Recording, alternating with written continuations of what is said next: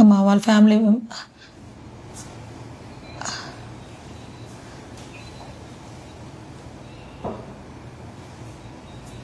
అయ్యో అయ్యో.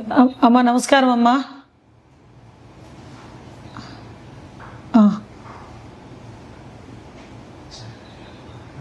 అమ్మ నేను కనిపిస్తున్నానమ్మా మీకు. అమ్మా ఇప్పుడు 1వ తారీఖున వెళ్ళారమ్మా బోట్ వేసుకొని మన వాళ్ళు.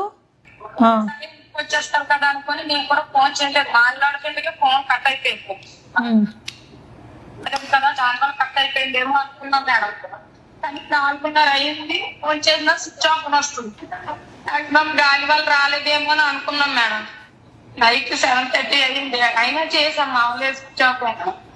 ఇంటికి అవ్వకపోతే ఇక్కడ జానకిరామ్ గారు అంటారు కదా, అతను గారిని కలిసాం మేడం. 1 గంట వరకు మాతోటి ఉన్నారు.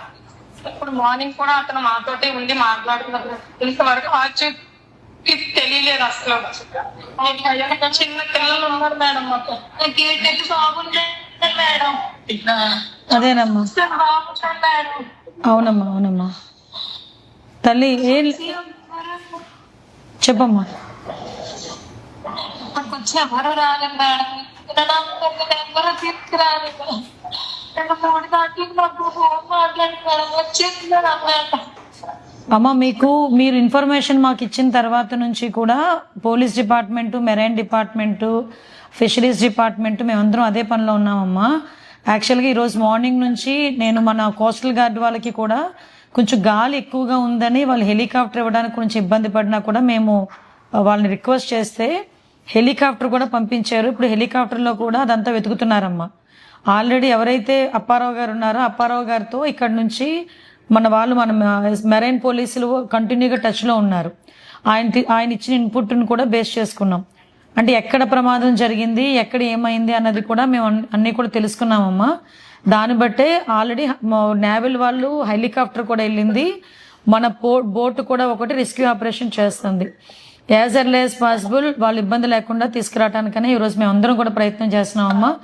దాని గురించే ఎమ్మెల్యే గారు కూడా మీ దగ్గరికి వచ్చారు. ఆర్డీఓ గారు, ఎంఆర్ఓ గారు, మన ఎమ్మెల్యే గారు, ఇప్పుడు మన కొండపల్లి శ్రీనివాస్ గారు కూడా మీకు ధైర్యం చెప్పడానికి వస్తున్నారు. అమ్మ ఈరోజు గవర్నమెంట్ కంపల్సరీగా ఆదుకుంటుంది, గవర్నమెంట్ ఉంది.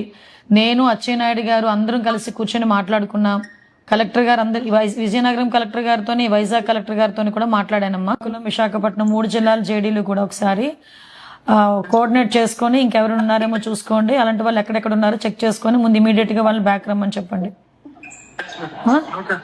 వీళ్ళకి కూడా మనకి గవర్నమెంట్ నుంచి కొంచెం మనం సపోర్ట్ చేయాలి, వాళ్ళ ఫ్యామిలీస్కి కొంచెం ధైర్యం చెప్పండి.